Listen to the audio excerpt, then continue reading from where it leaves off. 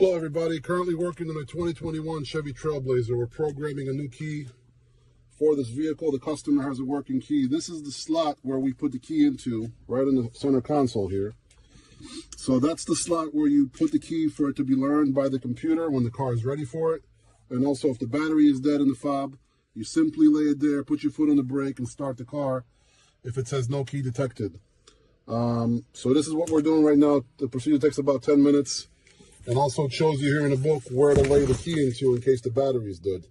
So you simply put it right there on the owner's manual for your reference. But that's pretty much it. 2021 Chevy Trailblazer. We're adding in a new key to the system. Thanks for watching, guys.